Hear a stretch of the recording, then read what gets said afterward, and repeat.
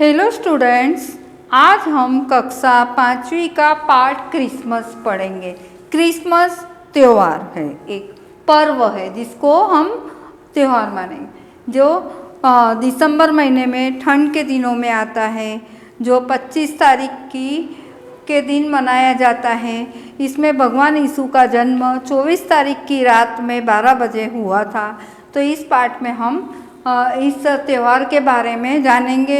इस त्यौहार के पीछे हमारे अलग अलग देशों में, अलग अलग प्रांतों में कुछ मतलब घटनाएं, कुछ अलग अलग रोचक घटनाओं का और परंपराओं का, रीति रिवाज का हमें के बारे में जानकारी प्राप्त होगी इस लेसन से। और भारत देश त्योहारों का देश है और यहाँ पर कई न कोई त्यौहार मनाए जाते हैं।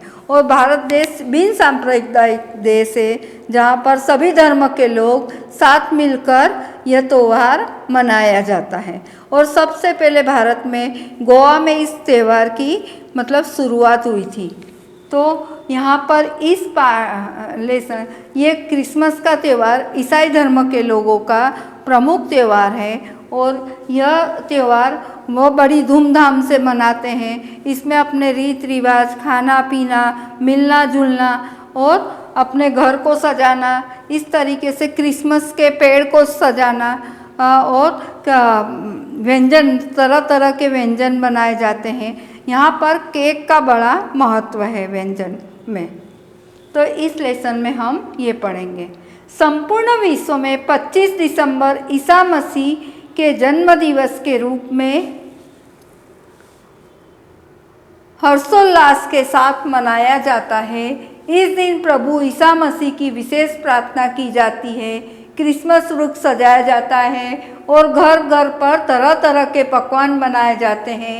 उपहारों के लेन देन के साथ ही खाने खिलाने के ही दौर चलते हैं और विश्व भर में एक दूसरे को क्रिसमस की बधाइयाँ दी जाती है। दूर दराज के क्षेत्रों में रहने वाले लोगों को और यह बधाई मुद्रित शुभकामना संदेशों के माध्यम से भेजी जाती है। ईसाइयों के अतिरिक्त अन्य वर्ग के लोग भी अपने ईसाई मित्रों को क्रिसमस की बधाई भेजते हैं।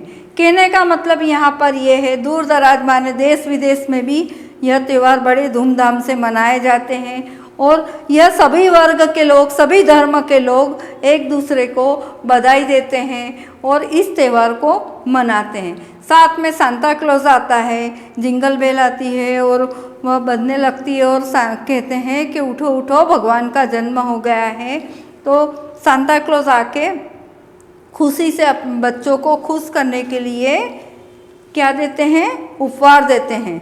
भगवान यीशु का रात की 12 बजे जन्म होता है।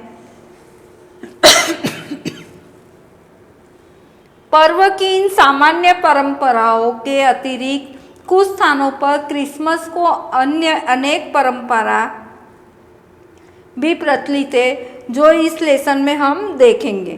क्रिसमस की धूम के लिए गोवा विशेष रूप से प्रसिद्ध है। केवल क्रिसमस मनाने के लिए लगभग 1 लाख पर्यटक प्रति वर्ष यहाँ पहुँचते हैं। जो मैंने आपको पहले बताया कि सबसे ज़्यादा हमारे भारत देश में क्रिसमस का त्यौहार मनाया जाता हो तो गोवा में, और वहाँ पर 1 लाख से अधिक लोग हर वर्ष वहाँ पर जाते हैं क्रिसमस पर। यह उसके लिए मतलब फेमस भी है गोवा क्रिसमस के लिए और क्रिश्चियन धर्म के लिए। इनमें ईसाइयों के अतिरिक्त हिंदू भी बड़ी संख्या में शामिल होते हैं। इस अवसर पर अनेक पार्टियां आयोजित की जाती है जिनमें नृत्य और गायन के शानदार कार्यक्रम भी होते हैं। मतलब सिर्फ क्रिसमस का त्यौहार ईसाई धर्म के अलावा हिंदू लोग भी मनाते हैं और मिलजुल कर इस त्यौहार को बड़ी शान से शानदार त्यौहार मनाते हैं। और अब पार्टियां भी होती है और नाच गान का आयोजन भी किया जाता है, माने सांस्कृतिक रंगारंग कार्यक्रम जो एंटरटेनमेंट के लिए, खुशी के लिए, खुशियाँ मनाने के लिए किया जाता है। छत्तीसगढ़ में अब ये छत्तीसगढ़ की एक मतलब वहाँ की मतलब रिवाज क्या है, रीति रिवाज क्या है, इसके बारे में देखेंगे। छत्तीसगढ़ में ईसाई आदिवासी प्रभु ईसा मसीह की बाल कथाएं गाते हैं। नागालैंड, मणिपुर, मिजोरम और मेघालय में इस दिन विवाह योग्य कुमारी कन्याएं परिवार की सबसे वृद्ध महिला को अपने हाथ से बुने गए शॉल पहनाती है और उसका आशीर्वाद प्राप्त करती हैं। माने यहाँ पर क्या बताया, ईसा मसीह की बाल कथाएं माने उनकी बचपन की कहानियाँ, बच्चों की कहानियाँ बताते हैं। ईसा मसीह ईसाई आदिवासी प्रभु ईसा मसीह की कहानी बताते हैं कि उनका जन्म किस प्रकार हुआ वापिस।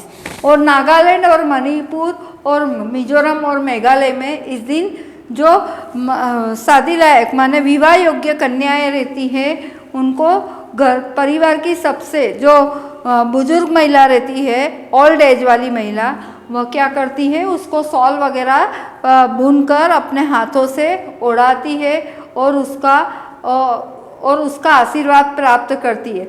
और मध्य प्रदेश में इस दिन भील आदिवासी अपने मकानों की दीवारों पर ईसा के जीवन से संबंधित चित्र बनाते हैं। ये हमने देखा कि भित्ति चित्र वगैरह बनी हुई रहती है और तरह तरह पेड़ वगैरह सजाए रहते हैं और दीवारों पे और तरह तरह के तोरण और रंगोली और उससे सजाया जाता है मकान वगैरह सब। अब हम इंग्लैंड में क्रिसमस वृक्ष पर एक देव प्रतिमा लगाने की परंपरा है। यह परंपरा 1841 में इंग्लैंड के तत्कालीन राजकुमार एल्बर्ट ने प्रारंभ की थी, जो अब तक वहाँ चालू है। तो ये प्रथा किसने चालू की थी? कहाँ के राजकुमार ने? इंग्लैंड के राजकुमार एल्बर्ट ने क्या प्रथा चालू करी थी कि क्रिसमस का वृक्ष को अच्छा सजाकर उस पर रोशनी वगैरह रंग बिरंगी कागज़ों से स्टार वगैरह बनाकर और भगवान की प्रतिमा को लगाते हैं, माने उनका फोटो। बाद में कुछ अन्य देशों में भी इस परंपरा को अपनाया गया और देखकर अन्य देशों में भी क्रिसमस का पेड़ को सजाने लगे इस तरीके से। क्रिसमस के त्यौहार पर पुडिंग बनाने की प्रथा का विकास 1617 में हुआ। माने क्रिसमस के त्यौहार पर पुडिंग वह स्थान रहता है जहाँ पर भगवान ने जन्म लिया था वह। तो पुराने ज़माने में आलू बुखारे से दलिया जैसा व्यंजन तैयार किया जाता है। बाद में इस व्यंजन का विकास करके पुडिंग तैयार की जाती है। माने पुडिंग क्या है? एक प्रकार का व्यंजन है जो यहाँ पर इसमें बताया ना, आलू बुखारे से दलिया जैसा व्यंजन तैयार किया जाता है और इस व्यंजन को विकास करके पुडिंग तैयार की जाती है। इस परंपरा को जो केक कहते हैं जिसको हम, है ना, इंग्लैंड सहित अनेक देशों में प्रचलन हो गया और थोड़ा समय जैसे बीतता गया उसका थोड़ा सा चेंज हो गया और केक के रूप में वह परिवर्तित हो गया। अब हम फ्रांस के बारे में पढ़ेंगे। फ्रांस में क्या है इसके पीछे माने कथा। तो फ्रांस में रीति रिवाज, फ्रांस के रीति रिवाज में क्रिसमस के दिन आतिशबाजी की जाती है। आतिशबाजी माने फूल फटाके वगैरह छोड़े जाते हैं। क्रिसमस पर आतिशबाजी की प्रथा मूलतः फ्रांस में ही शुरू हुई थी। माने आतिशबाजी के जन्म का उद्भव कहाँ हुआ था? तो फ्रांस में, और वह क्रिसमस के दिन से ही शुरू हुआ था। बाद में इसे दूसरे स्थानों पर भी अपनाया गया।